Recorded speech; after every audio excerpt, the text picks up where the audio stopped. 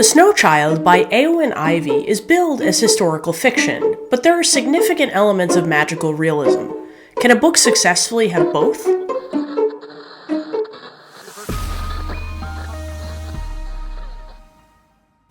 Hi, I'm Amanda, and this is Spineless Books, your one-stop shop for all things audiobook.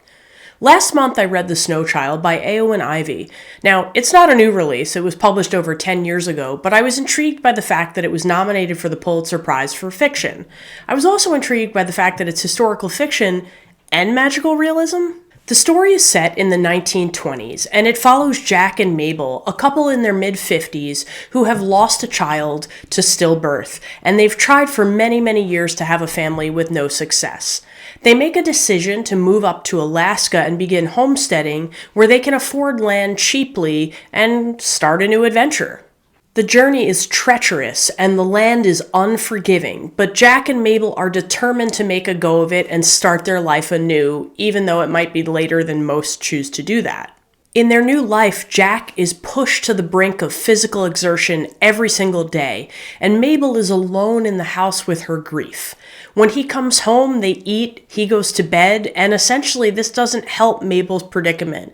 It puts a huge strain on their relationship, and things are not really going well. To be fair, Mabel doesn't really voice her predicament to her husband. She doesn't want to burden him with extra information, given how tired he already is. But things begin to change when they connect with some neighbors, kind of against Mabel's will, who really open up their horizons. Mabel befriends Esther, an absolute powerhouse who doesn't really see the difference between men and women. She just sees the work that has to get done and what she can do to help with it. As Mabel gets to spend time with Esther, it really energizes her. She starts to feel better about the situation, she starts to feel better about Jack, and things begin to rekindle between the two of them. Her friendship really creates a source of comfort and joy for Mabel, and Esther is just unstoppable. One evening, as a result of this rekindling, Jack and Mabel end up outside in the snow, playing as though they're children. And while they're doing this, they choose to build a snow child. Instead of a snowman or a snow woman, they make a little girl. They dress her up in Mabel's scarf and mittens, and Jack sculpts her face out of snow, and Mabel remarks how it's really quite stunning. They go off to bed that night not thinking anything of it, and are surprised to find in the morning that the snow child is completely gone without a trace. The scarf is gone, the mittens are gone, and there are tracks leading away from, but not to, the snow child. Both are unsure of what has happened, and they don't really talk about it, but they seek explanations in their own individual ways. Mabel is immediately reminded of a fairy tale she learned as a girl, and writes to her sister asking her to send her the book that contains the story of the Snow Maiden. Jack starts seeking out the girl, and kind of like a wild animal, following her in attempts to tame her.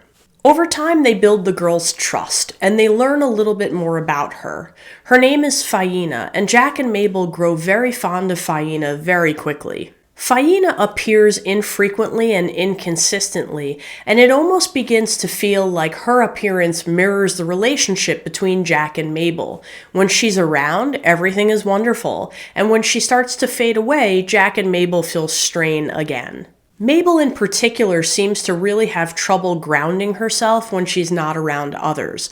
Jack, even though he's around, is out all day working the fields, so he doesn't really suffice for her. Mabel needs more than just Jack, and Faina starts to fill that void.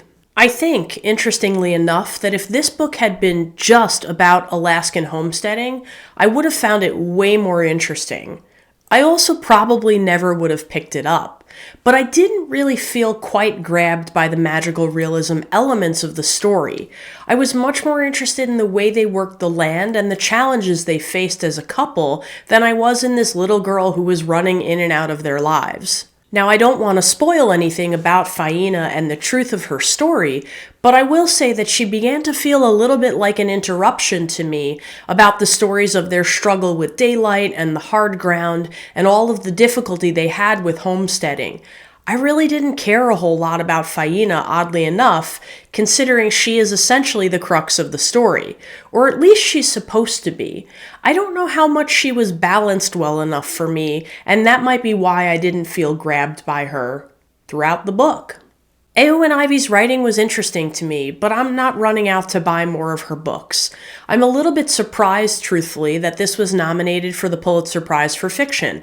I don't know what it was about this that everybody found so breathtaking, but for me this would have been much better if the plot of Reality of Alaska and the Harsh Life in the 1920s had been separated from the story of the young girl. They didn't really feel like they ever meshed well enough for me because I felt like one was much more exciting than another.